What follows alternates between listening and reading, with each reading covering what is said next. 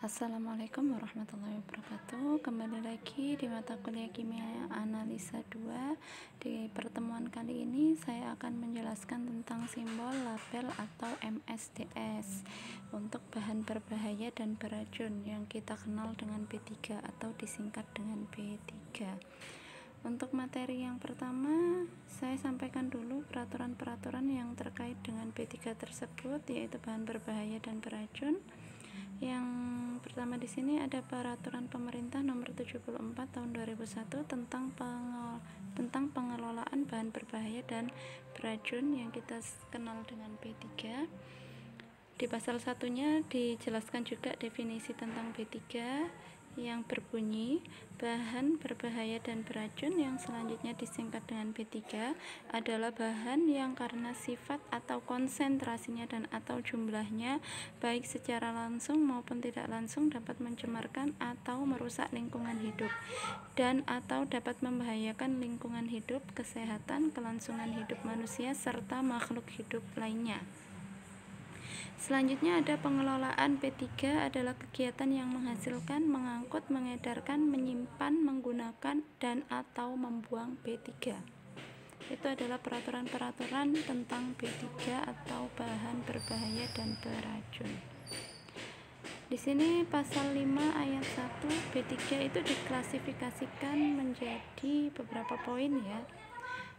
Yang pertama, mudah meledak atau yang kita kenal dengan eksplosif, pengoksidasi oxidizing, sangat mudah sekali menyala extremely flammable, sangat mudah menyala highly flammable, mudah menyala flammable, amat sangat beracun extremely toxic, sangat beracun highly toxic, beracun moderately toxic, berbahaya harmful, terus korosif, bersifat iritasi atau iritan, berbahaya bagi lingkungan, dangerous to the environment, karsinogenik, kita kenal dengan karsinogenik, sama ya antara bahasa Indonesia dan bahasa Inggris, hanya dia beda penulisan saja. Terus teratogenik juga sama. Yang terakhir dia bisa menyebabkan mutagenik atau mutasi DNA. Di pasal 15 ayat 1 berbunyi, setiap kemasan B3 wajib diberikan simbol dan label serta dilengkapi dengan lembar data keselamatan bahan yang kita kenal dengan bahasa Inggris yaitu Material Safety Data Sheet atau MSDS. Tata cara pemberian simbol dan label bahan berbahaya dan beracun atau B3 itu ada di Permen atau Peraturan Pemerintah LH nomor 3 tahun 2008. Nah, di sini nanti saya akan menjelaskan beberapa simbol yang ada di MSDS. Untuk yang pertama adalah simbol dasarnya. Simbol dasarnya di sini dia berbentuk bujur sangkar yang diputar 45 derajat dengan warna dasarnya putih dan garis tepinya berwarna merah tebal. Kalian bisa lihat gambarnya di sebelah kiri. Ukuran simbol pada kemasan disesuaikan dengan ukuran simbol pada kemasan itu disesuaikan dengan kemasan yang digunakan. Besar kecilnya itu nanti juga akan disesuaikan. Sedangkan untuk simbol pada kendaraan pengangkut dan tempat penyimpanan kemasan B3 minimal berukuran 25 cm x 25 cm. Bahan simbol harus tahan air, anti gores, dan bahan kimia yang mengenainya. Untuk di kendaraan pengangkut, simbol dibuat dengan cat yang dapat berpendar atau berfluoresens yang menghasilkan cahaya. Ini ada simbol untuk B3, klasifikasinya bersifat mudah meledak atau eksplosif. Gambarnya bisa dilihat di sebelah kiri ya. Jadi dia tetap menggunakan warna dasar tadi, di mana dasarnya adalah putih dan ada garis tepi berwarna merah yang tebal. Di tengahnya ada gambar yang menunjukkan bahwa dia bersifat eksplosif.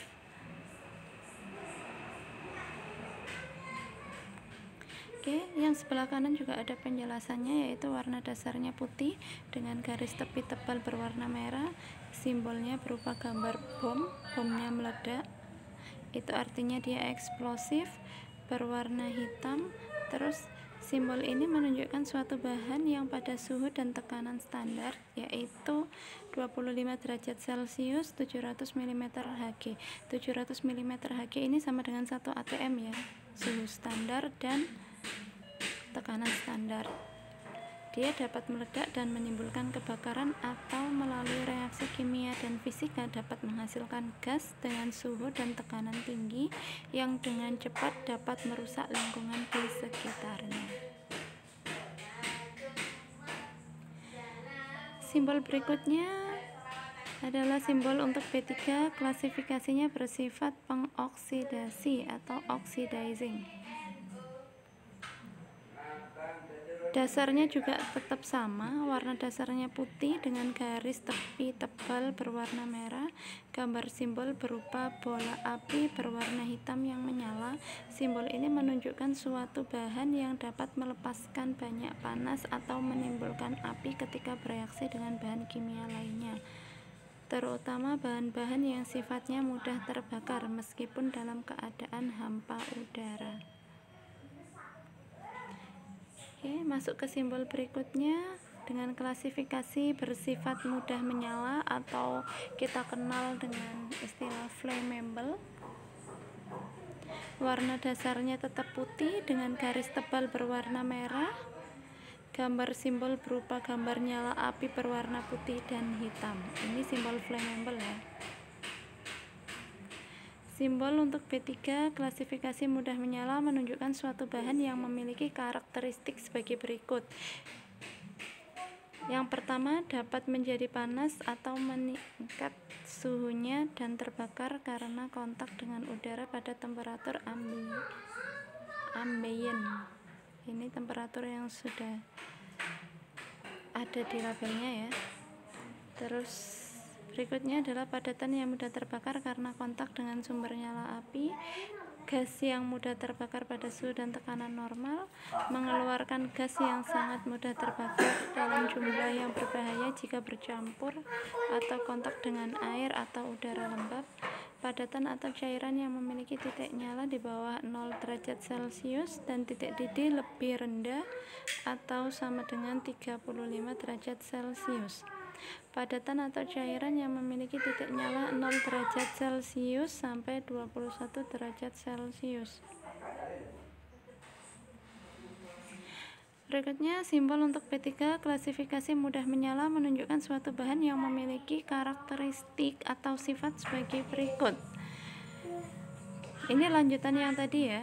Cairan yang mengandung alkohol kurang dari 24% volume dan atau pada titik nyala flash point tidak lebih dari 60 derajat Celcius atau 140 derajat Fahrenheit. Ini penyetaraannya ya. Akan menyala apabila terjadi kontak dengan api, percikan api atau sumber nyala lain pada tekanan udara 760 mm Hg atau 1 atm. Pengujiannya dapat dilakukan dengan metode close-up test. Untuk lebih jelasnya close-up test itu apa, kalian nanti bisa browsing sendiri di Google ya, di Mbah Google. Selanjutnya, padatan yang pada temperatur dan tekanan standar yaitu 25 derajat Celcius dan 760 mm Hg dengan mudah menyebabkan terjadinya kebakaran melalui gesekan, penyerapan uap air dan atau perubahan kimia secara spontan, dan apabila terbakar dapat menyebabkan kebakaran yang terus-menerus selama 10 detik. Padatan yang hasil pengujiannya Seta close-up flash point testnya menunjukkan titik nyala kurang dari 40 derajat Celcius. Berikutnya, aerosol yang mudah menyala, padatan atau cairan piroforik atau peroksida organik. Berikutnya, simbol dengan klasifikasi bersifat racun atau toksik. Jadi ada gambar tengkorak di tengahnya. Warna dasarnya juga tetap sama, dia berdasar dengan warna dasar putih dan ada garis tepi tebal berwarna merah. Simbolnya berupa gambar tengkorak dan tulang bersilang. Simbol ini menunjukkan suatu bahan yang memiliki karakteristik sebagai berikut. Sifatnya racun bagi manusia yang dapat menyebabkan keracunan atau sakit yang cukup serius apabila masuk ke dalam tubuh melalui pernafasan, kulit, atau mulut. Penentuan tingkat sifat racun ini didasarkan atas uji LD50. Amat sangat beracun, dan beracun. Itu ada tingkatannya ya. Yang tingkatan LD50 itu. Dia bisa amat sangat beracun, atau beracun saja. Yang berikutnya, sifat bahaya toksisitas akut. Itu untuk toksik. Berikutnya ada simbol dengan klasifikasi bersifat berbahaya atau harmful dengan warna dasar yang masih sama ya, dan ada tanda silang di tengahnya. Nah, simbol ini menunjukkan suatu bahan baik berupa padatan, cairan, ataupun gas yang jika terjadi kontak atau melalui inhalasi ataupun oral dapat menyebabkan bahaya terhadap kesehatan sampai tingkat tertentu. Jadi tingkatannya itu tergantung bahannya nanti. Ada yang bahaya, sangat berbahaya, amat sangat berbahaya. Kemudian yang keenam, ada simbol dengan klasifikasi bersifat iritasi atau bahasa Inggrisnya adalah iritan. Warna dasarnya tetap sama, di tengahnya ada gambar tanda seru yang berwarna hitam. Simbol ini menunjukkan suatu bahan yang memiliki karakteristik sebagai berikut. Yang pertama adalah padatan maupun cairan yang terjadi kontak secara langsung dan atau terus-menerus dengan kulit atau selaput lendir dapat menyebabkan iritasi atau peradangan. Yang berikutnya adalah toksisitas sistemik pada organ target spesifik karena paparan tunggal dapat menyebabkan iritasi pernafasan, mengantuk, atau pusing. Yang ketiga, sensitasi pada kulit. Jadi dia menyebabkan kulitnya jadi sensitif, yang dapat menyebabkan reaksi alergi pada kulit dan atau iritasi kerusakan parah pada mata yang dapat menyebabkan iritasi serius pada mata. Jadi hati-hati bila menemukan bahan kimia dengan simbol seperti itu. Yang ketujuh, ada simbol B3 lainnya dengan klasifikasi bersifat korosif. Kalian bisa lihat sendiri ya. Ada gambar tabung reaksi yang sebelah kiri dituang ke besi, yang sebelah kanan dituang ke tangan. Warna dasarnya masih sama dengan garis tepi yang masih sama. Simbolnya terdiri dari dua gambar yang tertetesi cairan korosif. Simbol ini menunjukkan suatu bahan dengan karakteristik sebagai berikut. Yang pertama menyebabkan iritasi terbakar pada kulit, yang kedua menyebabkan proses pengkaratan pada lempeng baja atau besi SAE 1020 dengan laju korosi lebih dari 6,35 mm per tahun dengan temperatur pengujian 55 derajat Celcius dan atau mempunyai pH sama atau kurang dari 2 untuk B3 yang bersifat asam dan sama atau lebih besar dari 12,5 untuk B3 yang bersifat basa. Jadi yang bersifat korosif di sini adalah bahan-bahan yang mungkin bersifat asam ataupun basa. Simbol yang ke-8 adalah bersifat berbahaya bagi lingkungan. Gambarnya seperti itu ya, ada ikan yang mati dan pohonnya yang tidak ada daunnya sama sekali. Nah, simbol ini untuk menunjukkan suatu bahan yang dapat menimbulkan bahaya terhadap lingkungan. Bahan kimia ini dapat merusak atau menyebabkan kematian pada ikan atau organisme akuatik lainnya, atau bahaya lain yang dapat ditimbulkan seperti merusak lapisan ozon, misalnya CFC, klorofluorokarbon, resisten di lingkungan misalnya PCB, poliklorinat bifenil.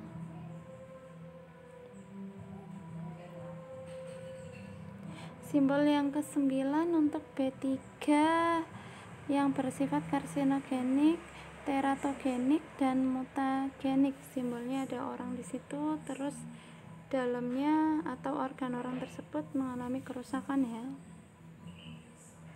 Simbol ini menunjukkan paparan jangka pendek, jangka panjang, atau berulang dengan bahan ini dapat menyebabkan efek kesehatan sebagai berikut.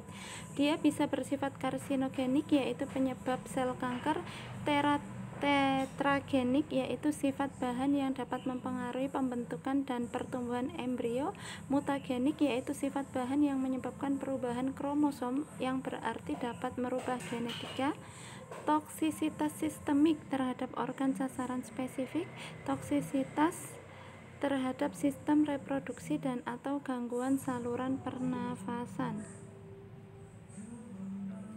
Yang ke-10, simbol dengan klasifikasi bersifat bahaya lain berupa gas bertekanan atau pressure gas. Simbol dasarnya masih sama,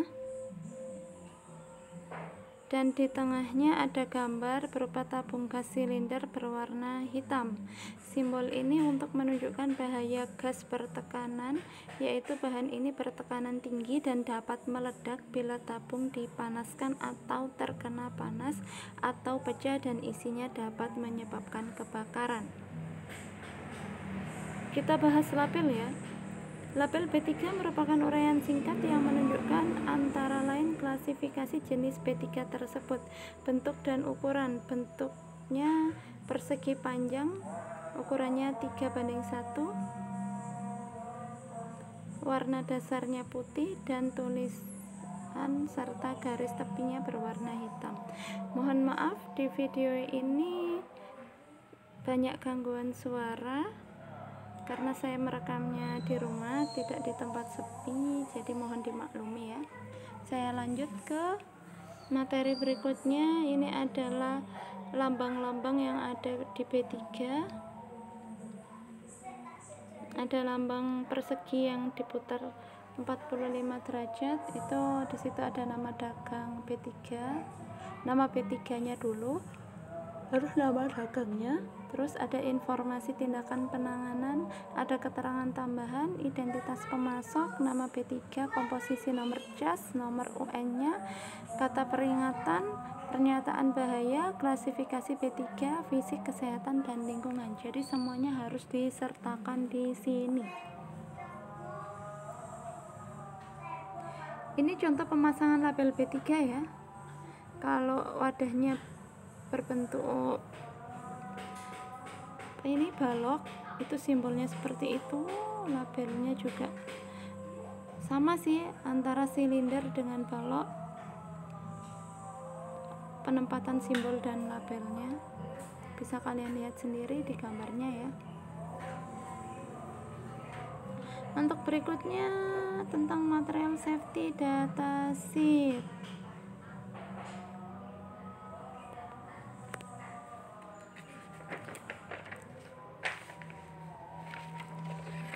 Oke, di sini untuk meminimalkan bahaya yang terkait dengan bahan kimia yang akan digunakan di laboratorium, peneliti harus melakukan investigasi atau penyelidikan dari banyak sumber informasi untuk merancang percobaan dengan aman. Dan ada banyak cara untuk melakukannya, dan titik awal yang harus dilakukan adalah dengan mereview dari MSDS atau Material Safety Data Sheet. Berikutnya adalah persyaratan-persyaratan dari MSDS. Yang pertama, di bahan kimia harus ada MSDS untuk bahan kimia berbahaya di tempat kerja tersebut atau di laboratorium tersebut. Yang kedua, pegawai atau karyawan harus mampu mengklasifikasikan informasi di MSDS. MSDS bisa dalam bentuk cetak atau dalam bentuk elektronik. Yang berikutnya, MSDS yang hilang harus diganti dalam waktu 30 hari. Kemudian bahan kimia berbahaya tidak boleh digunakan jika MSDS tidak tersedia. Takutnya nanti terjadi salah penggunaan atau kesalahan fatal yang terjadi di lab. Jadi kalian tidak boleh menggunakan bahan kimia tersebut. Selanjutnya adalah MSDS harus tersedia untuk ditinjau oleh karyawan atau untuk mencegah terjadinya hal-hal yang buruk atau yang tidak terkendali. Berikutnya, setiap MSDS harus berisikan informasi sebagai berikut. Yang pertama, harus ada nama suppliernya, alamat, pH-nya, dan tanggalnya. Nah, yang kedua harus ada nama kimianya, nama casnya, terus bahan-bahan yang berbahaya jika memang itu terdapat lebih dari 1% dalam produk yang kita gunakan, yang akan kita gunakan. Harus tertera sifat fisik dan sifat kimianya, harus tertera bahaya fisikanya, termasuk reaktivitasnya, bahaya kesehatan, termasuk tanda-tandanya dan gejala pajanan atau paparannya, kondisi medis yang mungkin terjadi yang diperburuk oleh paparannya. Kemudian yang keenam adalah rute masuk utamanya, TLV, data toksisitas atau data racunnya, terus data penyimpanan dan penanganannya. Ke-10 adalah prosedur darurat dan pertolongan pertama. Yang ke-11 pertimbangan pembuangannya. Yang terakhir adalah informasi transportasi yang digunakan untuk mengangkut bahan kimia tersebut. Mohon maaf di sini nomornya saya salah ya mengetikkan nomornya. Jadi mohon dimaklumi. Nah, ini adalah contoh material safety data sheet atau MSDS dari silver nitrate solution dari larutan perak nitrat. Jadi kalian bisa lihat di sini ada simbol-simbolnya, terus ada keterangan-keterangannya. Datanya di sini lumayan lengkap, ada namanya, ada nama kimianya, ada nama dagangnya, terus ada bahan campurannya, ada data fisiknya, ada data explosionnya atau data mudah meledaknya dengan api, ada data bahaya kesehatan, data reaktivitas dan lain-lain. Jadi di sini lumayan lengkap ya.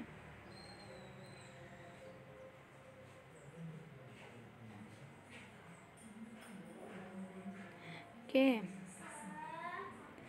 Ini rincian dari yang atas tadi, MSDS dari silver nitrate solution. Ini di zoom ya, diperbesar ya. Kalian bisa lihat sendiri, ini contoh-contohnya. Contoh dari MSDS tersebut, ini keterangan-keterangannya. Oke. Ini data reaktivitasnya. Ini silver nitratnya.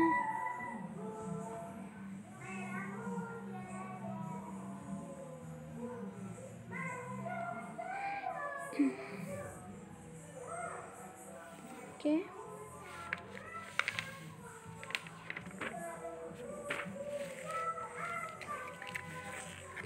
Materi berikutnya adalah sistem klasifikasi bahaya lainnya, bagian dari bahaya komunikasinya. Jadi di sini kita kenal sistem NFPA 704, yaitu sarana untuk memberikan informasi bahaya untuk sebuah bahan. Masing-masing dari 4 bagian tersebut dikaitkan dengan bahaya tertentu, dan semakin tinggi angkanya, semakin berbahaya bahan tersebut. Untuk itu, dan dia juga memiliki sifat tertentu ya. Bagian keempat adalah memberikan informasi tentang bahaya khususnya.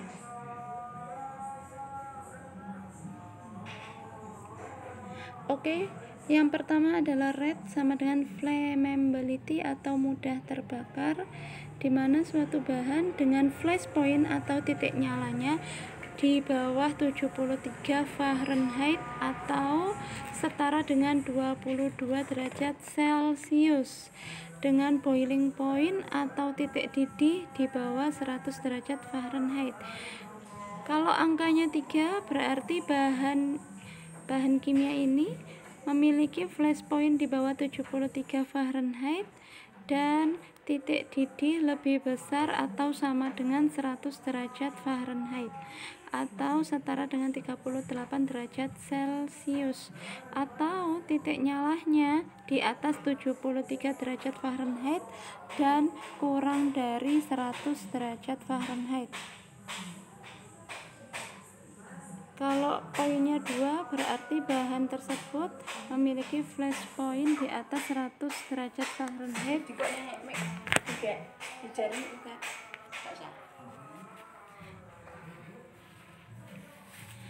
tetapi tidak exceeding atau tidak lebih dari 200 derajat Fahrenheit yang setara dengan 93,3 derajat Celcius. Kalau angkanya 1, bahan dengan flash point di atas 200 derajat Fahrenheit. Kalau angkanya 0, bahannya umumnya tidak mudah terbakar.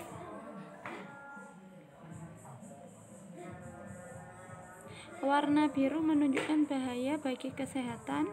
Kalau angkanya 4 berarti bahan tersebut LD50-nya kurang dari atau sama dengan 5 mg per kilogram. Kalau nilainya 3, LD50-nya di atas 5, kurang dari 50 mg per kilogram. Kalau angkanya 2, bahannya LD50-nya di atas 50, kurang dari 500 mg per kilogram. Kalau angka 1, LD50-nya di atas 500 tetapi kurang dari 2000 mg per kilogram. Kalau angkanya 0, bahan tersebut memiliki LD50 di atas 2000 mg per kilogram. Jadi semakin rendah angkanya, semakin tidak berbahaya bahan kimia tersebut. Warna kuning atau yellow, dia menunjukkan bahaya reaktivitasnya.